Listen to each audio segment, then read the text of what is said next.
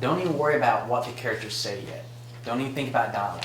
You can think about it, you can make notes, but don't start putting that in your scenes yet. Because what the best writers will tell you, screenwriters will tell you, is that people should be able to watch your movie and the characters not talk at all. And they should be able to follow along with what's happening based on, the nonverbal cues, like the facial expressions. Because see, when you do the character arc, you're telling your actors what kind of moods they need to be in by the beginning and the end. So, Noah and Allie walk down the street and they're happy. And then you describe the scene at the very end, right before you write the next scene, Allie storms away and Noah's crying. So you've given us that character arc, and you've also told the director and actors and actresses, you're not directing them, but you're letting them know what kind of mental state that they're in. So they're going to put that on their faces. They're going to wear those emotions. So you don't even have to write the dialogue. Purpose of dialogue is not the scene. If your scene is dialogue, it's dead. Don't even do it. The only purpose of dialogue is to propel the scene, to make the scene a little bit better, put the icing of the cake on the scene. Because what you'll find out, except the movies that you really, really love, you'll forget what they're even talking about. But it can't be chit-chat. They're not just shooting the bull. Everything that's said has to have a payoff. You'll find that actors and actresses drop the ball during dialogue. That's what you'll find. So don't give them more opportunities to drop the ball on their acting skills, because that's when they lose it. Your average studio hit, your average film that does really, really well, will have 7 to 10 reveals or revelations. A reveal would be, we're in the classroom, we have an establishing shot of JSU campus, we're in the classroom. Okay, so we have revealed to the viewer the campus of JSU, but we can't stay here. We need to go for a walk in a horse pasture and have an establishing shot of the horse pasture and the horses. That's a reveal. You got to keep the viewer on their toes. If you tried to shoot the entire movie in one setting, it would be boring. Another reveal would be your best friend's actually the killer. Oh, that's a reveal. But anything that changes, anything that really keeps them going. Or the guy and the girl, the love interest, she's really sweet, she's really humble, she has a servant's heart, you want to know why. And then halfway through the film we meet her mother, and her mother's been in a wheelchair her entire life. Boom, you just figured it out. This is why this girl is so humble and sweet and such a servant. It's because she's been serving her mother her entire life. Revealed, that's a revelation. We need 7 to 10 of those in every single film. You have to keep the audience on their toes. Now, one of the best-selling miniseries of all time was Band of Brothers, which is a fantastic series. If you have a remote interest in World War II, you got to go watch that miniseries. It was produced by Tom Hanks and Steven Spielberg. They spearheaded that project. But what you'll notice is in Band of Brothers, one of the reasons why it's so good is that every single episode they're in a completely different location and they have completely different objectives. So it's full of revelations. You can shorten the revelations they call it reveals, but that's what it is. You're revealing these revelations. So you take your people to a new country, a new state, a new city, a new environment. Or you see things about them that you've never seen before. The guy and the girl, they fall in love in Act 1. In Act 2, she sees his house for the first time. And they have a dinner at that house. That's a reveal. That's a revelation. Count that as 1. If not, it becomes complacent. People are like, why don't you just shoot a movie in one room? Because it would be boring. That's why you have different sets, right? Sure, anybody can. I mean, think of the movie, the television show Entourage, which is also a fantastic series. I mean, it's about these guys, they're going to meetings, and a lot of it is conversations. Yeah, they have conflicts and fights and things like that.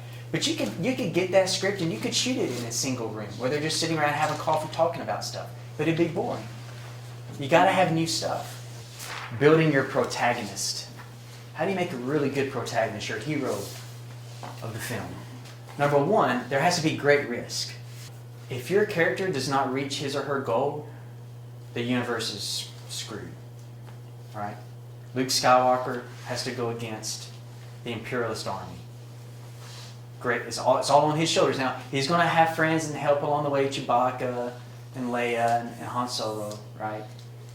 but it's really, he's the spearhead. If you know, strike the shepherd and the sheep will scatter. Like if you strike Luke Skywalker, it's over.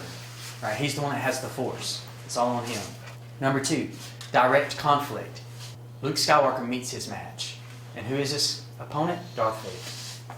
Darth Vader is not just his opponent. Darth Vader is better and more powerful. So it's even worse. He has to have a great opponent. And that opponent wants the same thing that Luke Skywalker wants, but in a different way. His values are different. So they're after the same goal. They're after the exact same goal,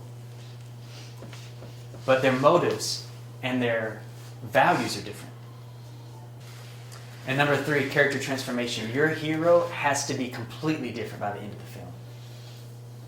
So let's go back to Star Wars. Luke Skywalker is a naive farm kid. And by the end of the 5th series, he's a Jedi Knight. Right? Mm-hmm. Lord of the Rings, Frodo and his gang, they leave as just innocent little boys on the countryside, really don't know what they're getting themselves into, and when they come back, nothing's going to ever be able to intimidate or scare them. You know, they're still halflings, they're still 2 feet tall, but they have the heart of a lion. Right? True character is revealed by the choices that your hero makes under pressure. If we want to see what kind of person your hero really is, how does he or she act under pressure? Let's talk about the villain. You must be able to empathize with your villain, but not sympathize.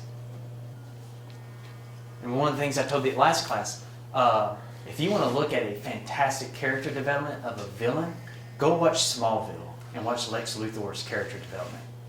The person Lex Luthor is in the first episode and the person he is by season 4, I mean, he goes from a guy you really like to, you understand why he is the way he is, but you don't agree with him at all anymore, because now he's starting to kill people. He's manipulating, he's lying, he's killing. In the beginning, it wasn't like that. I love that. Like just the journey of Lex Luthor in Smallville is fantastic. The greatest movies where there's a villain is a villain that we understood.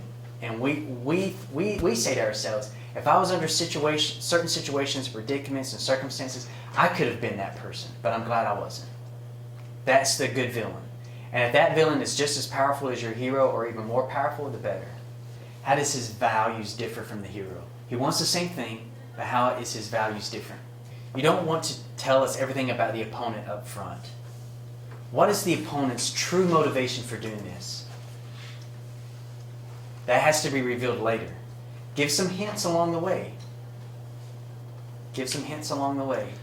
But don't let the opponent confess through words or actions why they're really doing this until we're close to the end in Act 3. And never make him a 100% bad, just like you never want to make your hero 100% good. And the time traveler's wife, he steals clothes to cover his nakedness. He beats up a guy in the street because the guy was verbally bashing him or whatever. He's beating him up. But we like him. He's a good guy. Yeah, we lose our tempers sometimes. I don't think we should beat anybody up. But we understand where he's coming from. So he was the hero, but he wasn't 100% good. Your opponent must always be taking action. They're always plotting, planning, stealing, killing, wounding. Right when you think it's going to happen, oh, there's the opponent. I'm going to teach you about your supporting characters, like your hero's sidekick and that kind of stuff. You create a list of your characters, and you write their story in a paragraph on a separate document. Create a list of their weaknesses, their psychological and moral needs and desires, their values, their power status and ability, and how each of them faces the moral problem in the story. Luke Skywalker is more, he kind of steps back and looks at the overall picture of the predicament. But Princess Leia, she's like, let's just go in and get it done. And then Han Solo's like, well, let's be manipulative, let's lie, let's be coy. So all of them handle it differently. How are we going to stop the imperialists? And Han Solo, in the very first movie, he doesn't care. He just wants the money. I don't care about your stupid wars. I've got debts to pay to Jedi or to Jabba the Hutt. I've got to do these other things, right? I don't care. But then by the end of the movie, his character arc, now he does care. So in the beginning, he didn't care, and in the end, he does. In the beginning, nobody liked Princess Leia because she was really bossy. And then in the end, Han Solo's in love with her, and Luke's in love with her, even though he hasn't found out that she's his sister yet, right? You can get away with it in Alabama, but you can't get away with it. No, I'm just kidding. Then what you do is you put your characters in corners, and you figure out how they compare and contrast to each other. And the more different they are from each other, the better. If you'll look at the movie Twilight, their sidekicks, the Asian kid always has a pair of headphones everywhere he goes. He's never without his headphones. The Bella's closest friend is really hyper. She's just like, she talks like a valley girl. She uses the word like a lot. I thought she was talking about the Goonies at first. Then her sidekick, Bella's friend's sidekick, is a photographer. She's always got a camera with her all the time. Photographer girl. But then Bella is the quiet, reserved, shy. She knows exactly what she wants. She wants Edward. Edward Cullen. That's who she wants. That's what she wants to be with. So she doesn't participate in all of their silly little things. She's horrible at volleyball. She doesn't want to play volleyball. She doesn't want to be at PE. Right? She doesn't want to go shopping for prom dresses like all of her friends do. She's different. She wants to be with Edward and Edward alone. Like she has an old soul. She's 17, but she acts like she's about 22. She doesn't want anything to do with the other 17-year-olds. Right? They're all completely different from each other.